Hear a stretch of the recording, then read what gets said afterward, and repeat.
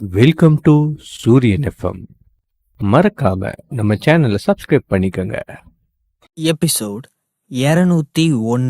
நான் தான் சொல்றேன்ல, கோமால இருக்கிற பொண்ணை கண்டிப்பா சரி பண்ண முடியாது. ஆல்ரெடி எத்தனையோ டாக்டர்கள் செக் பண்ணி பார்த்துட்டு கையை விரிச்சிட்டாங்க. ஏன், நானும் அதை தான் சொல்றேன். நிச்சயமா உங்க பொண்ணை சரி பண்ணவே முடியாது மிஸ்டர் மார்க்கஸ்.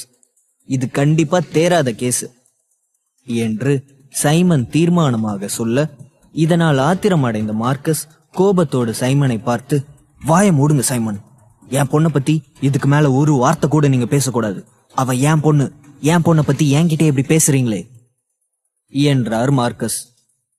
தன்னுடைய வார்த்தைகளில் இருந்த தவறை புரிந்து கொண்ட சைமன், சாரி சார், நான் கொஞ்சம் முரட்டுத்தனமா நடந்துக்கிட்டேன். அதுக்காக மனப்பூர்வமா உங்ககிட்ட மன்னிப்பு கேட்டுக்கிறேன். பட் நான் சொல்றத கொஞ்சம் கவனமா கேளுங்க. நான் ஃபாரின்ல ஃபார்வர்ட் காலேஜில் படிச்சு பட்டம் வாங்கின டாக்டர். இதை நான் பெருமைக்காக சொல்லிக்கல. பொதுவா என்னோட வார்த்தைகளை எல்லாருமே மதிப்பாங்க. இது வரைக்கும் நான் சொல்லி எதுவுமே தவறுனதே கிடையாது. உங்களுக்கு உங்க பொண்ணு மேல இருக்கிற பாசத்தை என்னால புரிஞ்சுக்க முடியுது. ஆனா உண்மை இதுதான் மிஸ்டர் மார்க்கஸ், உங்க பொண்ணு கண்டிப்பா கோமால இருந்து கண்ணு முழிக்க வாய்ப்பே இல்ல. இவன் உங்களை ஏமாத்துறான். அப்படி அவ கோமால இருந்து கண்ணு முழிக்கணும்னா ஏதாவது அதிசயம் நடந்தாதான் உண்டு என்றார். அதேதான் சைமன் சார், அதிசயம் தான் நடக்க போகுது. அதுக்கு தானே நான் வந்திருக்கேன் என்று சொல்லிக்கொண்டே சிம்மன் ஒரு மருந்து பெட்டியை வெளியே எடுத்தான். அதற்குள் இருந்த தங்க ஊசிகளை வெளியே எடுத்து அதை முதலில் சுத்தப்படுத்தினான். அதை பார்த்த சிம்மன், நீ இன்னும் படிப்பே முடிக்கல, உனக்கு அனுபவமும் கிடையாது. நிச்சயமா நான் சொல்றதுதான் நடக்கும். அந்த பொண்ணை உன்னால கண்ணு முழிக்க வைக்க கூட முடியாது என்று கர்ஜித்தார். சிம்மன் மென்மையான துணியில், ஃபாரின் காலேஜில் படித்தேன்னு சொன்னீங்கல்ல டாக்டர், நீங்கள் இந்த அக்குபஞ்சர் முறையை பற்றி கேள்விப்பட்டிருக்கீங்களா? இது ரொம்ப பிரபலமான ஒரு ட்ரீட்மெண்ட் என்றான் சிம்மன். ஓஹோ, இந்த ஒரு ஊசியை வச்சு எல்லாத்தையும் சரி பண்ணிட முடியும்னு நினைக்கிறியா என்றார் சைமன். சிம்மன் பதில் எதுவும் பேசாமல் தன்னுடைய வேலையில் மும்முரமாக இருந்தான். இதனால் ஆத்திரம் அடைந்த சைமன், ஒரு வேளை நீ மட்டும் இந்த அக்குபஞ்சர் மூலமா அவளை கோமால இருந்து வெளியே கொண்டு வந்துட்டனா நான் என்னோட பேரையே மாத்திக்கிறேன். கண்டிப்பா அவ கண்ணு முழிக்க மாட்டான்னு நான் சொல்றேன் என்றார். இதனால் ஆத்திரம் அடைந்த மார்க்கஸ் சைமனை அறைவதற்கு கையை ஓங்கினார். வேறு வழியின்றி சைமன் சட்டென அமைதியாகிவிட்டார். என் வார்த்தையை நம்ப மாட்டேங்கிறீங்கள, இவன் சொல்றது பொய்ன்னு உங்களுக்கே புரியும். அது வரைக்கும் நான் அமைதியா இருக்கிறேன். நான் சொன்னதுதான் உண்மைன்னு புரியும் போது அப்போ நான் பேசிக்கிறேன் என்று நினைத்து கொண்டே அமைதியாக இருந்தார். சைமனுடைய அமைதியை பார்த்த நரசிம்மன், டாக்டர், சீக்கிரமா ஒரு நல்ல பேரா இப்பவே யோசிச்சு வச்சுக்கோங்க. ஒருவேளை நான் பேர் வச்சா அது நல்லா இருக்காது என்று கேலியாக கூறினான். எவ்வளோ வேணுமோ பேசிக்கோ, உன்னால என்ன ஒன்றும் பண்ண முடியாது. நான் உறுதியா சொல்றேன், இந்த பொண்ணை உன்னால சரி பண்ணவே முடியாது. அது எனக்கு தெரியும். இன்னும் கொஞ்ச நேரத்துல அது எல்லாருக்குமே தெரியும் என்று மனதுக்குள் நினைத்து கொண்டே அமைதியாக பார்த்து கொண்டிருந்தார் சைமன். நரசிம்மன் தன்னுடைய அக்குபஞ்சர் ஊசியை கொண்டு லூசியின் மருத்துவ புள்ளிகளில் சொருகினார். மார்க்கஸ் மிகுந்த எதிர்பார்ப்போடு பார்த்து கொண்டிருந்தார். அதே நேரம் சைமன் நம்பிக்கையின்றி பார்த்து கொண்டிருந்தார். சில வினாடிகளில் லூசியின் உடலில் 7 ஊசிகளை இறக்கினான் சிம்மன். இதுவரை சுயநினைவு இன்றி இருந்த லூசி மெதுவாக அசைய ஆரம்பித்தாள். அதை பார்த்தவுடன் மார்க்கஸ் உணர்ச்சி வசப்பட்டு கண் கலங்கினார். சில வினாடிகளில் அவள் உடலில் ஊசி குத்தியிருந்த இடங்களிலிருந்து ரத்தம் வெளியேறத் தொடங்கியது. அதை பார்க்கும்போது மார்க்கஸ் பயந்து நடுங்கினார். அதே நேரம் சைமன் பரபரப்போடு, நர்ஸ், நர்ஸ், எமர்ஜென்சி, எமர்ஜென்சி என்று கத்தி கூச்சலிட்டார். ஏனென்றால் லூசிக்கு ஏதாவது நேர்ந்து விட்டால் அவர்தான் பொறுப்பு என்பதை அவர் அறிந்திருந்தார். இதுதான் அந்த முதியோர் இல்லத்தின் விதிமுறை.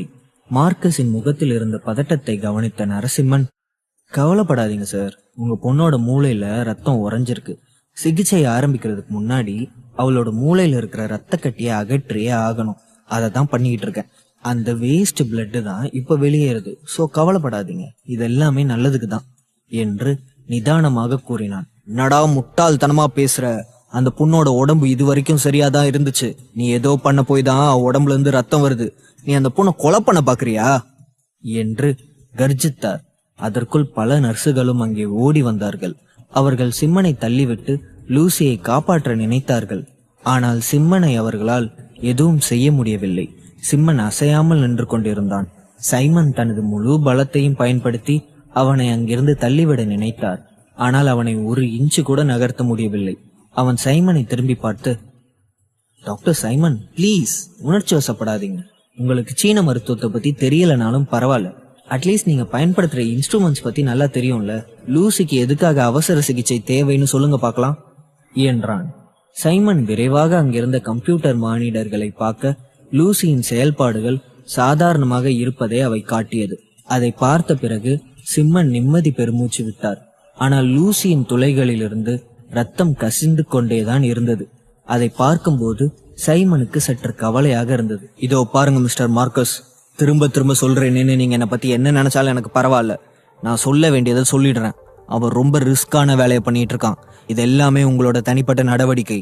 இங்க ஏதாவது தப்பா நடந்துச்சுன்னா நிச்சயமா நான் அதுக்கு பொறுப்பேற்றுக்க மாட்டேன் என்று கராராக கூறி, நரசிம்மா, என் பொண்ணு உடம்புல இருந்து ரத்தம் வரதை பார்க்கும்போது என்னால தாங்கிக்க முடியல.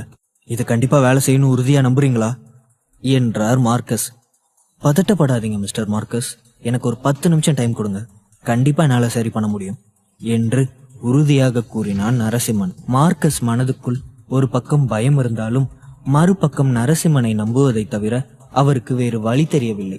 இதை பார்த்து ஏமாற்றம் அடைந்த சைமன் உடனடியாக முதியோர் இல்லத்தின் இயக்குனருக்கு கால் செய்தார். நோயாளியின் குடும்ப உறுப்பினரான அவளுடைய தந்தையே சைமனுடைய ஆலோசனையை கேட்கவில்லை. அதனால் இந்த விஷயத்தை அவர் முதலில் நிர்வாகத்திற்கு தெரியப்படுத்தினார். சில நிமிடங்களுக்கு பிறகு சிம்மன் அவள் உடலிலிருந்து ஒவ்வொரு ஊசியாக அகற்றினான். ஒரு சுத்தமான டவலால் அவள் உடலிலிருந்து வழிந்த இரத்தத்தை துடைத்தான். அடுத்த கட்ட நடவடிக்கையாக மேலும் சில ஊசிகளை அவள் உடலில் செலுத்தினான். அதன் பிறகு அவன் உடலில் இருந்து கண்ணுக்கு தெரியாத ஆற்றல் வெளிப்பட்டு லூசியின் உடலை சென்று அடைந்தது. 5 நிமிடங்கள் கழிந்தன. ஆனால் லூசி எழுவதற்கான எந்த அறிகுறியும் தெரியவில்லை. மார்க்கஸ் மிகவும் பதட்டமடைந்தார். அவருடைய நெற்றியில் வேர்வை துளிகள் வலிய ஆரம்பித்தன.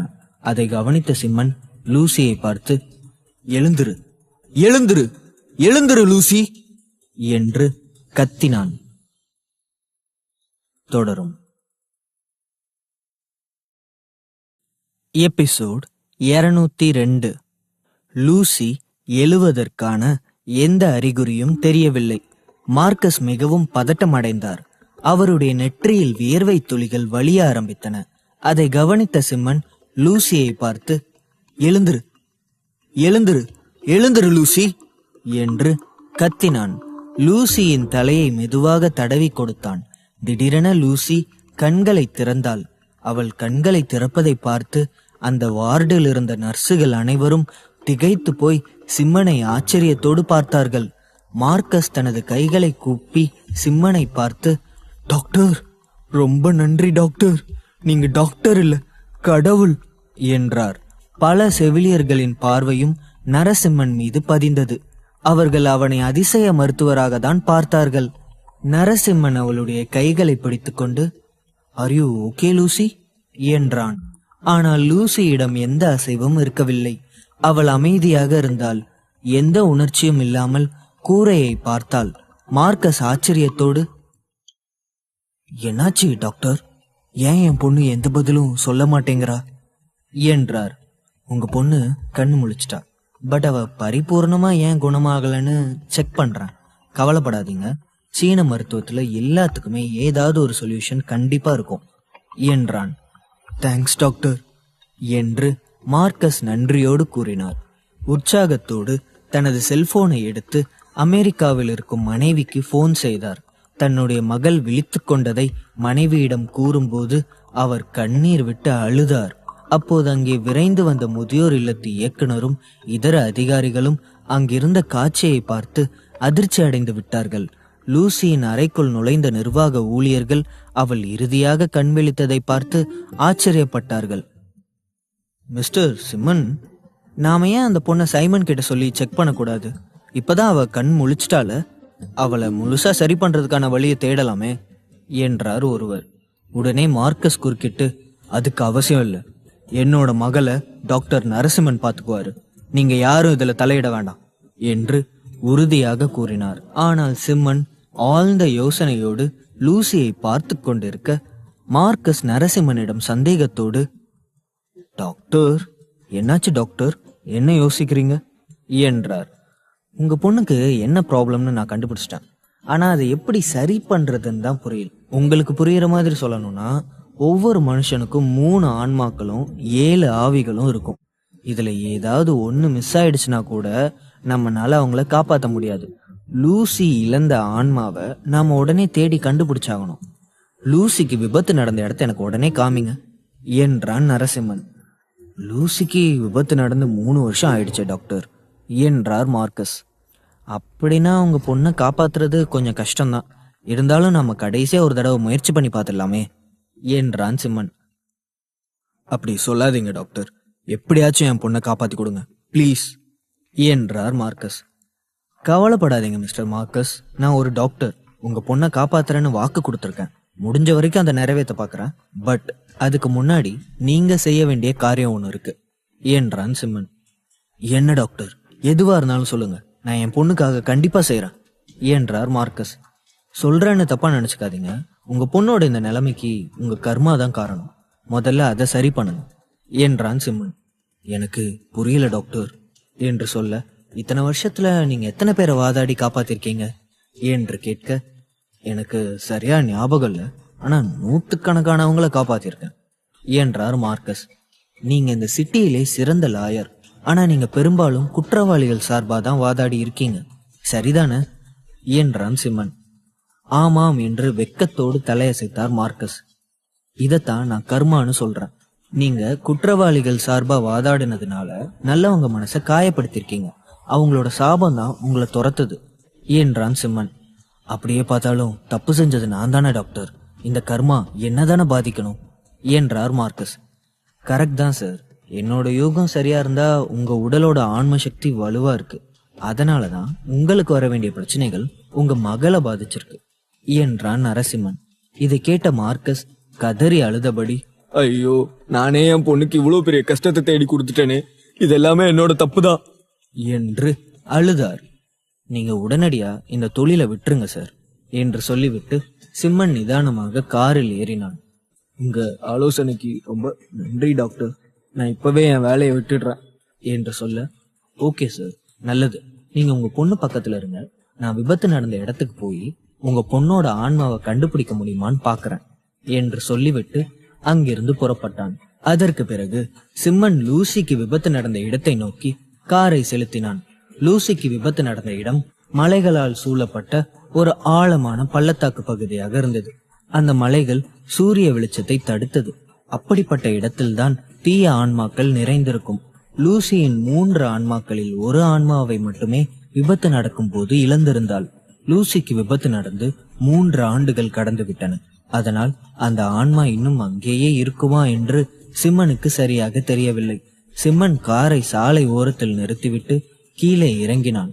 சில வினாடிகள் கண்களை மூடி தியானம் செய்துவிட்டு மீண்டும் கண்களை திறந்தபோது அவனுடைய கண்கள் மஞ்சள் நிறத்தில் பிரகாசித்தன. அது நள்ளிரவு நேரம். ஆனால் திடீரென்று அந்த இடம் பகலை போல பிரகாசமாக மாறியது. அவன் அந்த இடத்தில் ஒரு கிணறு இருப்பதை பார்த்தான். அதை நோக்கி நடக்க ஆரம்பித்தான். பொதுவாக இரவு நேரங்களில் அந்த வழியாக யாருமே செல்ல துணிய மாட்டார்கள்.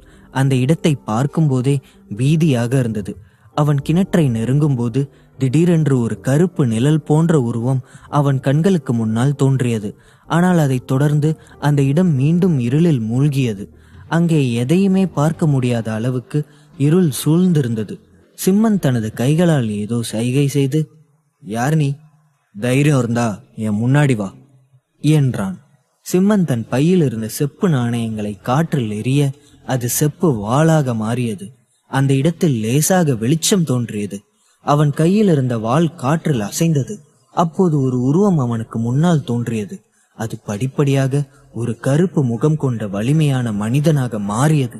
அது சிம்மனை பார்த்து, யார் நீ? எதுக்காக இங்க வந்திருக்க என்றது. நான் இங்க தொலைஞ்சு போன ஆவிய தேடி வந்தேன்.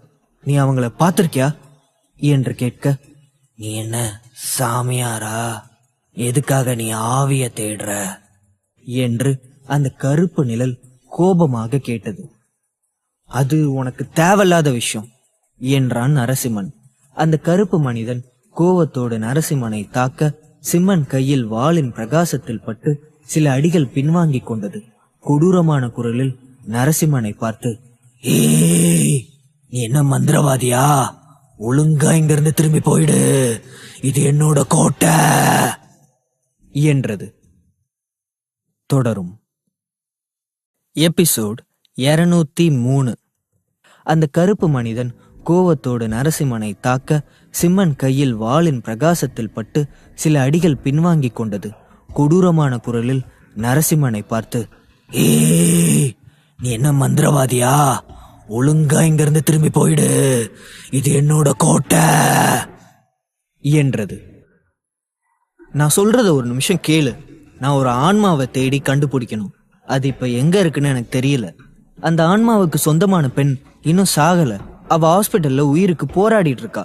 அவளை பரிபூரணமா குணப்படுத்தணும்னா தொலைஞ்சு போன ஆன்மா தேவைப்படுது என்று விளக்கினான். இல்ல, நான் உன்னை நம்ப மாட்டேன். நீ பொய் சொல்ற. நீ ஒரு சாமியார் தான். என்கிட்ட பொய் சொல்லி எங்களை அழிக்க பாக்குற. நான் உன் வலையில விழமாட்டேன் என்று கொடூரமான குரலில் கூறியது அந்த கருப்பு உருவம். மேலும், இது என்னோட ராஜ்யம். இங்க இருக்கிற ஆன்மாக்கள் எல்லாருமே எனக்கு சொந்தமானவங்க. வேற யாரையும் நான் இந்த இடத்துக்குள்ள அனுமதிக்க மாட்டேன். ஒழுங்கா திரும்பி போயிடு என்று கர்ஜித்து கொண்டே அந்த நிழல் சிம்மனை மீண்டும் நெருங்கியது. சிம்மன் மீண்டும் தன் கையில் இருந்த வாளை வைத்து அந்த உருவத்தை தடுத்து நிறுத்தினான். மறுபடியும் நீ என்னை இதே மாதிரி நெருங்கி வந்தா நான் உன்னை சும்மா விட மாட்டேன். நான் நினைச்சா உன்னை தோக்கடிக்க முடியும். ஆனா நான் அதுக்காக வரல. சொன்னா புரிஞ்சுக்கோ என்று சிம்மன் எச்சரித்தான். அதையேதான் நானும் சொல்றேன். இங்க இருக்கிற ஆவிகளை காயப்படுத்தினா அதை பார்த்துக்கிட்டு நானும் சும்மா இருக்க மாட்டேன் என்றது அந்த உருவம். நான் வந்தது அந்த ஒரே ஒரு ஆன்மாவுக்காக தான். அது கிடைச்சா போதும், நான் கிளம்பி போயிட்டே இருப்பேன். நான் சொல்றத நம்பு. ஒரு பொண்ணு உயிருக்காக போராடிட்டு இருக்கா. அவளோட 3 ஆன்மாக்கள்ல 1 உன்னோட கட்டுப்பாட்டு பகுதிகளில் தான் இருக்கு. அந்த ஆன்மா மட்டும் போதும், எனக்கு வேற எதுவும் தேவையில்ல என்று உறுதியாக கூறினான். ஆனால் கருப்பு உருவம் சிம்மனை நம்புவதாக தெரியவில்லை. இன்னும் கூட உனக்கு என் மேல நம்பிக்கை வரலனா நான் என் கையில இருக்கிற வாளை கீழே போட்டுடுறேன். இது உன்னோட பகுதி. நீ நினைச்சா என்னை இப்பவே அழிக்க முடியும். ஆனா உன்னை நம்ப வைக்க எனக்கு வேற வழி தெரியல. இதுக்கு மேலே உனக்கு என் மேல நம்பிக்கை வரலனா நீ தாராளமா என்னை என்ன வேணா பண்ணிக்கோ. அந்த பொண்ணு உயிர் பிழைக்கிறதும் உயிர் பிழைக்காம போறதும் உன் கையில தான் இருக்கு என்றான் சிம்மன். இதை சொல்லிவிட்டு அவன் கையில் இருந்த வாளை கீழே போட்டு விட்டான். கருப்பு நிழல் உருவம் அமைதியாக நரசிம்மனை பார்த்துவிட்டு, மன்னிக்கணும், நான் உன்னை தப்பா புரிஞ்சுக்கிட்டேன். சரி சரி, நான் ஆவிகளை கூப்பிடுறேன். உனக்கு தேவையான ஆவி கிடைச்சதும் உடனே நீ இங்கிருந்து போயிடணும் என்று சொல்ல நரசிம்மன் சரி என்று சம்மதித்தான். அந்த கருப்பு நிழல் உடனே வினோதமான சத்தத்தை எழுப்ப கிணற்றை சுற்றி ஒரு நீல நிற ஒளிவட்டம் தோன்றியது. அதைத் தொடர்ந்து கிணற்றிலிருந்து சில உருவங்கள் ஒன்றாக வெளிப்பட்டது. நூற்றுக்கணக்கான ஆன்மாக்கள் அதிலிருந்து வெளியேறுவதை பார்த்த சிம்மனுக்கு தலை சுற்றியது. அந்த ஆவிகள் நீண்ட காலமாக அங்கு வாழ்ந்து வந்தது. சூரிய ஒளி அந்த இடத்தில் விழாத காரணத்தினால்தான் அந்த இடத்தில் ஆவிகள் இன்னும் கூட அப்படியே இருந்தது. சிம்மனின் கண்கள் மஞ்சள் நிறத்தில் மின்னியது. அவன் அந்த உருவங்களை விரைவாக ஸ்கேன் செய்து பார்த்தான். அதில் வெள்ளை உடை அணிந்த பெண் அவன் பார்வைக்கு வந்தாள். அது லூசியின் தொலைந்து போன ஆன்மாதான் என்பதை பார்த்த உடனே கண்டுபிடித்து விட்டான். அந்த இடம் லூசியின் ஆன்மாவை திடப்படுத்தி இருந்தது. 3 ஆன்மாக்களும் ஒன்றாக இணைந்தவுடன் அவள் மீண்டும் பழைய நிலைக்கு திரும்ப முடியும். ஆனால் தற்போது அவளுடைய இந்த ஆன்மா மிகவும் வலுவாக இருப்பதால் அவளை அந்த உடலில் சேர்ப்பதன் மூலம் லூசியால் சாதாரண கண்களால் பார்க்க முடியாத விஷயத்தை கூட அவளால் பார்க்க முடியும். இன்னும் சொல்ல போனால் இன்று நடந்ததை கூட அவள் ஞாபகத்தில் வைத்திருப்பாள்.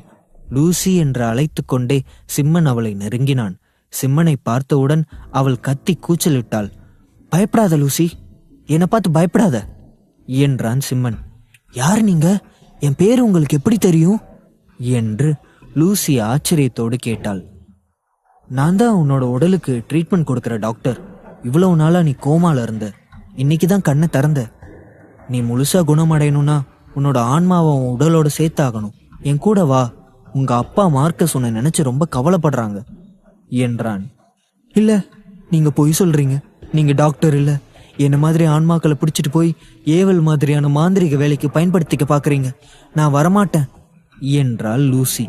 லூசி சிம்மன் கையில் இருந்த வாளை அலட்சியமாக பார்த்தாள். அவளுடைய பார்வையே அவன் ஒரு டாக்டரை போல் இல்லை என்பதை வெளிப்படுத்தியது. என்னை நம்பு லூசி, நீ இப்ப வரலனா உன்னை என்னால குணப்படுத்த முடியாது. உன்னோட உடம்பு வாழ்நாள் முழுக்க கோமாலே இருக்க வேண்டியதுதான். உன் உடலோட சேரணும்னு உனக்கு ஆசை இல்லையா என்றான் சிம்மன். இல்ல, நான் அப்படி நினைக்கல. ஆனா என்னால் இந்த இடத்த விட்டு வர முடியாது என்று லூசி தயக்கத்தோடு கூறினாள். பயப்படாத லூசி, நான் பாத்துக்கிறேன். நீ வரேன்னு சொன்னா அது போதும் என்றான் சிம்மன். லூசிக்கு அருகில் இருந்த வேறொரு ஆன்மா லூசியை பார்த்து, நண்பா, நீ கிளம்பு. நீயாவது உயிரோடு இரு. திரும்பி இங்க வந்துடாத. இந்த இடம் நமக்கு ஏத்த இடம் இல்லை என்றாள். அப்புறம் என்ன லூசி, எதுக்காக யோசிக்கிற? உடனே என் கூட வா என்றான் சிம்மன். லூசி வருத்தமான முகத்தோடு சிம்மனை பார்த்து, இந்த இடத்தை விட்டு என்னால வெளியே வர முடியாது என்றாள். சிம்மனுக்கு ஒன்றுமே புரியவில்லை. அவன் சந்தேகத்தோடு லூசியை பார்க்க அந்த கருப்பு நிற நிழல் உருவம் பயங்கரமாக சிரித்தது. என்ன பாக்குற? அவளால என் ஏரியா விட்டு வெளியில போக முடியாது. இவங்க எல்லாரையும் நான் தான் பத்திரமா பாத்துக்கிறேன். உனக்கு அவதானே வேணும், அவளை மட்டும் கூட்டிட்டு கிளம்பு என்றான். இதை சொல்லிவிட்டு அவன் தனது விரலை நீட்ட வெள்ளை நிற வெளிச்சம் லூசியின் ஆன்மா மீது மோதியது. நீ இப்ப போகலாம் என்று சொல்ல லூசி அந்த நீல வளையத்திலிருந்து வெளியேறினாள். அவளை சிம்மன் தனது நாணயத்துக்குள் அடைத்து கொண்டான். அதைத் தொடர்ந்து சிம்மன் கோபத்தோடு தன்னுடைய கையில் இருந்த வாளை வைத்து அந்த நீல வளையத்தை பலமாக அடித்தான். அப்போது அந்த ஏரியாவில் திடீரென விரிசல் ஏற்பட்டது. அடுத்த கணமே அங்கிருந்த ஆன்மாக்கள் அனைத்தும் நீல ஒளியிலிருந்து விடுபட்டது. அவர்களின் ஆன்மாக்களுக்கு விமோச்சனம் கொடுத்து விட்டான் சிம்மன். அதைத் தொடர்ந்து அங்கே ஓரிடத்தில் வெள்ளை நிற வெளிச்சம் தோன்றியது. ஆவிகள் சிம்மனுக்கு நன்றி தெரிவித்துவிட்டு அந்த வாயில் வழியாக அவர்கள் அனைவரும் தங்களது பாதாள உலகத்தை விட்டு சொர்க்கத்தை நோக்கி சென்றார்கள். இதையெல்லாம் பார்த்து கொண்டிருந்த கருப்பு உருவம் சிம்மனை பார்த்து பரிதாபமான குரலில், எனக்கும் விமோச்சனம் வேணும். நான் இறந்து 10 வருஷத்துக்கு மேல ஆயிடுச்சு. நான் ரொம்ப டயர்டாயிட்டேன். எனக்கு மறுபடியும் பிறக்க விருப்பமே இல்லை. நான் ஏற்கனவே ஒரு தடவை இறந்துட்டேன். மறுபடியும் என்னால இறக்க முடியாது. எனக்கு ஏதாவது செஞ்சு முக்தி கொடுங்களேன் என்று புலம்பியது. சாகிறதுக்கு முன்னாடி நீ என்ன பண்ண என்றான் சிம்மன். தொடரும். எபிசோட் 204. கருப்பு உருவம் சிம்மனை பார்த்து பரிதாபமான குரலில், எனக்கும் விமோச்சனம் வேணும். நான் இறந்து 10 வருஷத்துக்கு மேல ஆயிடுச்சு. நான் ரொம்ப டயர்டாயிட்டேன். எனக்கு மறுபடியும் பிறக்க விருப்பமே இல்லை. நான் ஏற்கனவே ஒரு தடவை இறந்துட்டேன். மறுபடியும் என்னால இறக்க முடியாது. எனக்கு ஏதாவது செஞ்சு முக்தி கொடுங்களேன் என்று புலம்பியது. சாகிறதுக்கு முன்னாடி நீ என்ன பண்ண என்றான் சிம்மன். நான் ஒரு சோல்ஜரா இருந்தேன். அப்போ தப்பு பண்ணின மேலதிகாரிய சாகடிச்சிட்டேன். அதுக்கப்புறம் நான் தலைமறைவாகிட்டேன். அவமானத்தினால என் குடும்பத்துல இருந்தவங்க தற்கொலை பண்ணி இறந்து போயிட்டாங்க. அதுக்கப்புறம் இந்த இடத்துக்கு வந்து தற்கொலை பண்ணி இறந்து போயிட்டேன். இங்க நிறைய ஆன்மாக்கள் இருந்தாங்க. அவங்கள சில மந்திரவாதிகள் அப்பப்போ வந்து கூட்டிட்டு போய் தங்களோட சுயநலத்துக்காக பயன்படுத்திக்குவாங்க. அவங்க கிட்ட இருந்து எல்லாரையும் பாதுகாத்தேன். எல்லாருக்கும் முக்தி கிடைச்ச மாதிரி எனக்கு ஏன் கிடைக்கல என்றான். அது உனக்கு சொன்னா புரியாது. நேரம் வரும்போது நானே சொல்றேன். நீ வேணும்னா என் கூட வரியா? நீ நியாயமானவன் நான் நம்புறேன். உனக்கு என்னால முக்தி கொடுக்க முடியாது. ஆனா உனக்கு முக்தி கிடைக்கிற வரைக்கும் என் கூட இருக்கியா என்றான். 10 வருஷமா நான் இந்த இடத்த விட்டு வெளியில போனதே இல்லை. இப்போ இந்த இடத்த விட்டு போகணும்னு நினைக்கும் போது கொஞ்சம் வருத்தமா இருக்கு. நான் உன் கூட வரேன். ஆனா எனக்கு ஏதாவது வேலை கொடு. நான் உனக்கு உதவியா இருக்கேன் என்றான். சரி, உன் பேர் என்ன என்று கேட்க, என்ன நீ புல்லக்குன்னு சொல்லலாம், அதுதான் எனக்கு பிடிக்கும் என்றது அந்த நிழல். சிம்மன் 2 ஆன்மாக்களையும் வெவ்வேறு செப்பு நாணயத்திற்குள் அடைத்து வைத்தான். அதை எடுத்துக்கொண்டு விரைவாக முதியோர் இல்லத்தை நோக்கி புறப்பட்டான். அவன் திரும்பி வருவதற்குள் லூசியின் தாய் இந்தியாவுக்கு வந்துவிட்டார். அவர் லூசியை பார்த்து அழுது கொண்டிருந்தார். கண் விழித்த பிறகும் லூசி ஒரு வார்த்தை கூட பேசவில்லை. ஆனால் குறைந்தபட்சம் அவள் மீண்டும் பழைய நிலைக்கு திரும்பி விடுவாள் என்ற நம்பிக்கை அவர்களுக்கு வந்துவிட்டது. சிம்மன் உள்ளே நுழைந்தவுடன் மார்க்கஸ் அவனை நோக்கி ஓடி வந்தார். என்னாச்சு சிம்மன்? போன காரியம் வெற்றிகரமா முடிஞ்சதா? உங்களால என் பொண்ணை காப்பாற்ற முடிஞ்சதா என்று ஆர்வத்தோடு கேட்டார். இதை பார்த்து கொண்டிருந்த லூசியின் தாய் சிம்மனிடம், டாக்டர், நீங்க தான் என் பொண்ணை கோமால இருந்து வெளியில கொண்டு வந்தீங்கன்னு கேள்விப்பட்டேன். உங்களுக்கு என்ன வேணும்னாலும் கேளுங்க, நான் எதுவா இருந்தாலும் செய்யறேன். தயவு செஞ்சு என் பொண்ணை காப்பாத்தி கொடுங்க என்று கெஞ்சி அழுதாள். கவலைப்படாதீங்க மேடம், என்னால முடிஞ்ச முயற்சியை நான் செய்யறேன், அழாதீங்க என்றான் சிம்மன். சிம்மன் லூசிக்கு மருத்துவத்தை ஆரம்பிப்பதற்கு முன் லூசியின் அம்மாவை பார்த்து, நான் இப்ப உங்க பொண்ணோட ஆன்மாவை அவளோட உடலுக்குள்ள செலுத்த போறேன். நீங்க 2 பேரும் உள்ள இருக்கணும்னாலும் இருக்கலாம், இல்ல வெளியே வெயிட் பண்றதுனாலும் பண்ணலாம். இங்க நடக்கிற விஷயங்களை பார்த்து நீங்க பயப்படக்கூடாது. உங்க பொண்ணு கண்ணை திறந்த உடனே முதல்ல உங்களை பார்க்கணும்னு ஆசைப்படுவா. ஸோ பயப்படாம சில விஷயங்களை பொறுத்துக்கிட்டு இங்கேயே வெயிட் பண்றீங்களா இல்லையான்னு நீங்க தான் முடிவு பண்ணணும். உள்ள இருக்கிற வரைக்கும் சத்தம் போடவே கூடாது என்றான். நாங்க உள்ளே இருக்கிறோம் டாக்டர், நாங்க சத்தம் போட மாட்டோம் என்றார்கள். சரி என்று சொன்ன பிறகு சிம்மன் செப்பு நாணயத்தை வெளியில் எடுத்தான். அந்த செப்பு நாணயத்தை தனது கட்டை விரலால் இழைத்தான். அதிலிருந்து ஒரு விசித்திரமான ஒளி எழுந்தது. சூரியன், சந்திரன், நட்சத்திரங்கள் என 3 சக்திகளும் தீய ஆவிகளை விரட்டுகின்றன, நல்ல ஆன்மாக்களை பாதுகாக்கின்றன. இவை 3ம் ஒரு மனிதனுக்கு ஞானம், தெளிவு மற்றும் மன அமைதியை வழங்குகின்றன. இந்த 3 ஆன்மாக்களும் என்றும் நிலைத்திருக்க வேண்டும் என்று விரும்புகிறேன். உங்கள் உடலில் 3 ஆன்மாக்களில் 1 குறைகிறது. தயவு செய்து உங்கள் உடலுக்கு திரும்புங்கள் என்று சொல்லிக்கொண்டே செப்பு நாணயத்தை முன்னோக்கி நீட்டினான். அவன் கையில் இருந்த நாணயம் பொன்னிறத்தில் பிரகாசித்தது. உடனே அதை அவன் மேலே தூக்கி எறிந்தான். அது லூசியின் புருவங்களுக்கு மத்தியில் இறங்கியது. ஒரு தங்க ஒளி திடீரென பளிச்சிட்டது. அவள் உடனே எழுந்து அமர்ந்தாள். அதை பார்த்து கொண்டிருந்தவர்கள் அதிர்ச்சி அடைந்து விட்டார்கள். லூசியின் தாய் தனது வாயை மூடிக்கொண்டு சத்தம் வராமல் இருக்க முயற்சித்தாள். லூசியின் செயலை பார்த்த சிம்மன் நிம்மதி பெருமூச்சு விட்டான். அவன் இருவரையும் திரும்பி பார்த்து ஜாடை காண்பிக்க அந்த தம்பதிகள் வேகமாக ஓடி வந்து தங்களது மகளை பிடித்து கொண்டார்கள். அம்மாடி லூசி, நீ கண்ணு முழிச்சிட்டியாமா? நான் யாருன்னு தெரியுதா என்று அழுதார்கள். அம்மா, நான் எங்க இருக்கேன்? எனக்கு என்ன ஆச்சு என்று குழப்பத்தோடு கேட்டாள். அதை பார்த்தவுடன் லூசியின் தாய்க்கு ஆனந்த கண்ணீர் வழிந்தது.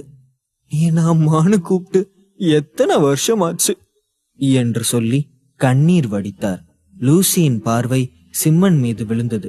சிம்மனை பார்த்தவுடன் அவளுக்கு நடந்த விஷயங்கள் எல்லாம் நினைவுக்கு வந்துவிட்டது. கடந்த சில ஆண்டுகளாக அவள் ஒரு ஆன்மாவாக அலைந்து திரிந்ததெல்லாம் நினைவு கூர்ந்து பார்த்தாள். சிம்மனால் தான் மீண்டும் அவள் அங்கே அழைத்து வரப்பட்டாள் என்பது அவளுக்கு தெரியும். அம்மா, என்னை காப்பாத்தினது யாரு என்று அப்பாவியாக கேட்க, இதோ இந்த டாக்டர் தான் உன்னை காப்பாத்தினார் என்றார் மார்க்கஸ். நீங்க பேசிட்டு இருங்க சார், நான் கிளம்புறேன், எனக்கு நேரமாச்சு என்று சொல்லிவிட்டு அவன் அங்கிருந்து கிளம்பினான். சிம்மன் கார் பார்க்கிங்கை நோக்கி வேகமாக நடந்து சென்றான். காரை எடுத்துக்கொண்டு அங்கிருந்து வேகமாக புறப்பட்டான். அவன் அங்கிருந்து வெளியேறியவுடன் அவனை ஒரு கும்பல் காரில் பின்தொடர்ந்தது. அப்போது சிம்மனின் பாக்கெட்டில் இருந்த நாணயத்திலிருந்து வெளிச்சம் தோன்றியது. அதிலிருந்து ஒரு குரல் கேட்டது. பாஸ், உங்களை சில பேர் துரத்திட்டு வராங்க. ஆனா நீங்க என்னடானா காரை இப்படி உருட்டுறீங்களே, நீங்க இந்த வேகத்துல போனா கண்டிப்பா உங்ககிட்ட மாட்டிக்குவீங்க. என்னை வெளியில விடுங்க, நான் எவ்வளவு வேகமா கார் ஓட்டுறேன்னு பாருங்க. எனக்கு கார் ஓட்ட தெரியும், எனக்கு ஒரு வாய்ப்பு கொடுங்க பாஸ் என்றது. சிம்மன் அதற்கு சம்மதித்தான். சரி சரி, சீக்கிரம் வெளியில வா என்று சொல்ல புல்லக்கின் தலை செப்பு நாணயத்திலிருந்து வெளிப்பட்டது. காரை புல்லக்கின் பொறுப்பில் ஒப்படைத்து விட்ட சிம்மன் பேக் சீட்டுக்கு சென்று அமர்ந்து கொண்டான். அவன் சீட் பெல்ட்டை அணிந்து கொண்டான். சில வினாடிகளில் கார் சீறிக்கொண்டு பறந்தது. அவனை பின்தொடர்ந்தவர்கள் திடீரென கார் வேகமாக சென்றதைக் கண்டு அதிர்ச்சி அடைந்தார்கள். டேய், என்னடா இவன் திடீர்னு இவ்வளவு வேகமா போறான்? ஒருவேளை பயத்துல அவனே அறியாம வேகமா போறானோ என்று ஒருவன் கிண்டல் செய்தான். இந்த இடத்துல வேணா தப்பிச்சிடலாம், ஆனா சிட்டி அவுட்டர்ல இருக்கிற ரோட்ல அவனால தப்பிக்கவே முடியாது என்றான் மற்றொருவன். சிறிது நேரத்தில் செம்மனின் கார் புறநகர் பகுதியில் நெடுஞ்சாலைக்கு அடுத்தபடியாக சில மலைகளால் சூழப்பட்ட பகுதிக்குள் சென்று கொண்டிருந்தது. மர்ம நபர்கள் வேகமாக சிம்மனின் காரை துரத்தி வந்தார்கள். அவர்கள் சிம்மனின் கால்களை உடைக்க அனுப்பப்பட்டிருந்தார்கள். திடீரென சிம்மனின் ஓட்டும் திறமை நன்றாக இருப்பதை பார்த்து அவர்கள் வியப்போடு அவனை துரத்தினார்கள். காரின் கண்ணாடிகள் கருப்பாக இருந்ததால் புல்லக் தான் காரை ஓட்டுகிறான் என்று அவர்களுக்கு தெரியவில்லை. புல்லக் காரை வேகமாக ஓட்டிக் கொண்டிருந்தான். தொடரும். எபிசோட் 205. மர்ம நபர்கள் வேகமாக சிம்மனின் காரை துரத்தி வந்தார்கள். அவர்கள் சிம்மனின் கால்களை உடைக்க அனுப்பப்பட்டிருந்தார்கள். திடீரென சிம்மனின் ஓட்டும் திறமை நன்றாக இருப்பதை பார்த்து அவர்கள் வியப்போடு அவனை துரத்தினார்கள். காரின் கண்ணாடிகள் கருப்பாக இருந்ததால் புல்லக் தான் காரை ஓட்டுகிறான் என்று அவர்களுக்கு தெரியவில்லை. புல்லக் காரை வேகமாக ஓட்டிக் கொண்டிருந்தான். அந்த மலையின் நிலப்பரப்பு செங்குத்தானதாக இருந்தது. வளைந்த மலைப்பாதை கடினமாக இருந்தது. ஒரு புறம் பெரிய பாறைகள் இருந்தன, மறுபுறம் ஆழமாக பள்ளத்தாக்கு இருந்தது. கவனமாக இல்லாவிட்டால் எந்த நேரத்தில் வேண்டுமானாலும் கார் கீழே கவிழ்ந்து விடும் அபாயம் இருந்தது. சாதாரண மக்களால் அந்த பகுதியில் வேகமாக கார் ஓட்ட முடியாது. ஆனால் புல்லக் சிறிதும் வேகத்தை குறைக்காமல் ஓட்டினான். அவனுக்கு பின்னால் வந்த அனைத்து கார்களும் திறமையான ஓட்டுநர்களால் செலுத்தப்பட்டது. அவர்கள் அங்கிருந்த நிலப்பரப்பை நன்கு அறிந்தவர்கள். அவர்களும் வேகத்தை துளியும் குறைக்கவில்லை. அவங்க எல்லாரும் நம்மள நெருங்கி வந்துட்டாங்க, நீ இன்னும் என்ன பண்ணிட்டு இருக்க என்று கேட்க, நான் என்ன பாஸ் பண்றது, இந்த காரோட பெர்ஃபார்மன்ஸ் சரியில்லை. இதுவே ஃபெராரியா இருந்தா செம்மையா பிக்கப் ஆகும் தெரியுமா என்று புல்லட் கூறினான். பார்த்து போ புல்லட், இந்த இடத்துல ஒரு டேர்னிங் வரும், கவனமா இல்லைனா கண்டிப்பா கார் ஆக்சிடென்ட் ஆகும் என்று எச்சரித்தான் சிம்மன். கவலைப்படாதீங்க பாஸ், நான் பாத்துக்கிறேன் என்று சொல்லிவிட்டு வண்டியின் வேகத்தை குறைக்காமல் ஆக்சிலேட்டரை மிதித்து அந்த திருப்பத்தை நோக்கி வேகம் எடுத்தான். திடீரென ஸ்டேரிங் திருப்ப கார் அந்த செங்குத்தான திருப்பத்தில் அதிவேகமாக சென்றது. சிந்திப்பதற்கு கூட நேரம் இல்லாமல் சிம்மனின் இதயம் படபடத்தது. 200 கிலோமீட்டர் வேகத்தில் அவன் சென்று கொண்டிருந்தான். பின்னால் வந்த வாகனங்கள் அந்த வேகத்தில் அவனை பின்தொடர துணியவில்லை. அவர்கள் இதற்கு மேலும் அவனை துரத்துவது பயனற்றது என்பதை புரிந்து கொண்டார்கள். அதன் பிறகு அவர்கள் சிம்மனை பின்தொடரவில்லை. இதை அறிந்த பிறகு சிம்மன் புல்லக்கிடம், அவங்க யாரும் நம்மளை ஃபாலோ பண்ணி வரல, நீ மறுபடியும் காயின்குள்ள போயிடு என்றான். நீங்க உட்காருங்க பாஸ், நான் வண்டியை ஓட்டுறேன், கவலைப்படாதீங்க, நான் உங்களை பத்திரமா கூட்டிட்டு போறேன் என்றான் புல்லட். நீ பத்திரமா கூட்டிட்டு போவேன்னு எனக்கு தெரியும் புல்லக், ஆனா நீ என் கண்ணுக்கு மட்டும்தான் தெரிவ. அதனால டிரைவரே இல்லாம ஒரு கார் 200 கிலோமீட்டர் வேகத்துல போறதை யாராவது பார்த்தாங்கன்னா பிரச்சனை வரும் என்று கூறினான். புல்லக் சோகமான முகத்தோடு மீண்டும் நாணயத்திற்குள் சென்றுவிட சிம்மன் மீண்டும் ஓட்டுநர் இருக்கையில் அமர்ந்து காரை ஓட்ட ஆரம்பித்தான். உங்களுக்கு நிறைய எதிரிகள் இருக்கிற மாதிரி தெரியுதே, ஒருவேளை மக்களை கோவப்படுத்துறதுல நீங்களும் என்ன மாதிரி தானா என்றான் புல்லக். என்ன பண்ண சொல்ற, யாராவது தப்பு பண்ணா என்னை மீறி எனக்கு கோவம் வந்துடுது, நான் என்ன செய்ய முடியும் என்றான் சிம்மன். அது போட்டும், நீ நிஜமாவே ஒரு சோல்ஜரா இருந்தியா என்று கேட்க, அப்போ நீங்க என்ன நம்பலையா பாஸ் என்றான் புல்லக். இல்ல, உன்னை பார்க்கும்போது நீ ஒரு கேங்ஸ்டரா இருப்பேன்னு நினைச்சேன், அதனாலதான் சந்தேகமா கேட்டேன் என்றான் சிம்மன். கிட்டத்தட்ட அப்படியும் வச்சுக்கலாம். நான் சோல்ஜரா இருக்கும்போது என்னோட பெட்டாலியன் தளபதியை அடிச்சு சாகடிச்சிட்டேன். அந்த நேரத்துல நான் ஒரு படைப்பிரிவு தலைவனா இருந்தேன் என்று பெருமையோடு கூறினான். சபாஷ்டா, நீ தளபதியே அடிச்சு கொண்டு இருக்கியா, நிஜமாவே தைரியமானவன் தான் போ என்றான் சிம்மன். ஆமா, அவன் பெண்களை தொந்தரவு செய்யறது எனக்கு பிடிக்கல, கோவம் வந்துருச்சு, அதான் அப்படி பண்ணிட்டேன் என்றான் புல்லக்.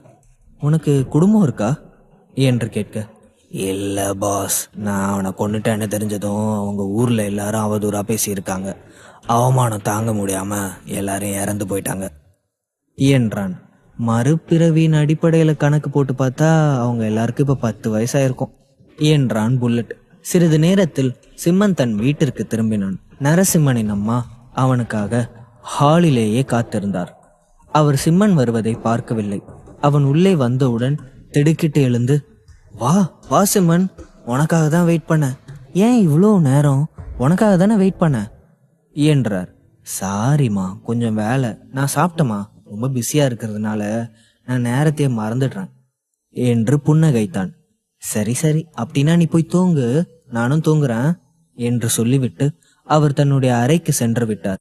அதுவரை அவர் படித்துக் கொண்டிருந்த பேப்பரை பார்த்தான் சிம்மன். பொதுவாக சிம்மனுடைய அம்மா பத்திரிகைகளை படிப்பதில்லை. இன்று அவருக்கு என்ன ஆனது என்று யோசித்தான். நாட்கள் நகர்ந்தன. அரை மாத சீரமைப்புக்கு பிறகு சிம்மனின் மருத்துவமனை திறக்கப்பட தயாராக இருந்தது. முன்பு இருந்ததை விட பல மடங்கு பெரிதாக இருந்தது. கிட்டத்தட்ட ஒரு சிறிய மருத்துவமனைக்கு நிகராக இருந்தது. பாரம்பரிய சீன மருத்துவம் பற்றி நன்கு அறிந்திருந்த மருத்துவர்கள் அதிக சம்பளத்தில் பணியமர்த்தப்பட்டார்கள். சிம்மன் ஆரம்பித்த மருத்துவமனை மிகவும் பிரபலமானதாக இருந்தது. சம்பளம் கம்மியாக இருந்தாலும் பரவாயில்லை என்ற கோரிக்கையில் அங்கே வேலை செய்ய பலரும் விண்ணப்பித்தார்கள். சிம்மனிடம் வேலை செய்ய அவர்கள் விரும்பினார்கள். ஏனென்றால் சிம்மனிடமிருந்து பல விஷயங்களை கற்றுக்கொள்ள முடியும் என்று நம்பினார்கள். ஒரு வழியாக சிம்மன் கிளினிக்கை விரிவுபடுத்தி இருந்தாலும் அவனுக்கு இன்னும் ஒரு தலைவலி இருந்தது. தினமும் சிகிச்சைக்கு வரும் நோயாளிகளின் எண்ணிக்கையை ஒப்பிடும்போது அங்கே இருக்கும் டாக்டர்களின் எண்ணிக்கை குறைவாக தான் இருந்தது. நோயாளிகளின் தேவைகளை பூர்த்தி செய்ய முடியாத அளவுக்கு தான் அங்கே டாக்டர்கள் இருந்தார்கள். சிம்மன் ஒரு நாளைக்கு 30 நோயாளிகளை மட்டுமே பார்த்தான். அவனது காத்திருப்பு பட்டியல் நீளமாக இருந்தது. சிம்மன் அன்றைய நோயை சமாளித்து முடித்ததும் அவன் அந்த இடத்தை விட்டு வெளியேறினான். அப்போது ஆனந்த், சிம்மன் சிம்மன் என்று அழைத்து கொண்டே அங்கே ஓடி வந்தான். சிம்மா, என்னாச்சு? கொஞ்ச நாளாவே நீ வீட்டுக்கு வரதில்லையா என்றான். ஏன், என்னாச்சு என்றான் சிம்மன். என்ன ஆச்சா? அனு உன் மேல கோவமா இருக்கா தெரியுமா என்றான் ஆனந்த். ஐயோ, நான் என்னப்பா பண்ணேன்? எதுக்கு ஏன் மேல கோவம் என்றான் சிம்மன். கொஞ்ச நாளாவே அனு ரொம்ப அப்செட்டா இருக்கா. அவளை ஒருத்தன் தொந்தரவு பண்றான் சிம்மா என்றான். யாரோன்னு சொன்னா எப்படி? யார் அவன் என்றான் சிம்மன். அந்த ராஸ்கல் சந்தோஷ் தான். அவன் திரும்பவும் அமெரிக்கால இருந்து வந்துட்டானா. அவனும் அவனோட கேர்ள் ஃப்ரெண்டும் நம்ம அணுவை பார்த்துருக்காங்க. அவளை வெறுப்பேத்திருக்காங்க. அனு ரொம்ப அப்செட்டா இருக்கா. உன்னை பார்த்தா கொஞ்சம் பெட்டரா ஃபீல் பண்ணுவா. அதான் நீ ஒரு வாட்டி வீட்டுக்கு போய் அவளை பாரேன் என்றான் சிம்மன். இருவரும் பேசிக் கொண்டிருந்த போது தூரத்திலிருந்து யாரோ சிம்மனை பெயர் சொல்லி அழைத்தார்கள். அது வேறு யாரும் அல்ல, லில்லி தான் அங்கே வந்தாள்.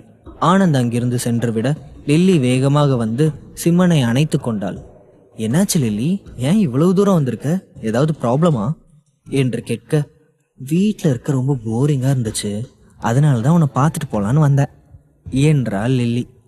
அது சரி, உன் தங்கச்சி சுகன்யா என்ன பண்றா என்று கேட்க, அவ ஹோட்டல் ஒர்க்கில் ரொம்ப பிஸியா இருக்கா என்றாள் லில்லி. நைட்டு நீங்க ஃப்ரீயா இருக்கீங்களா என்று கேட்க சிம்மன் சற்று தயங்கினான். தொடரும்.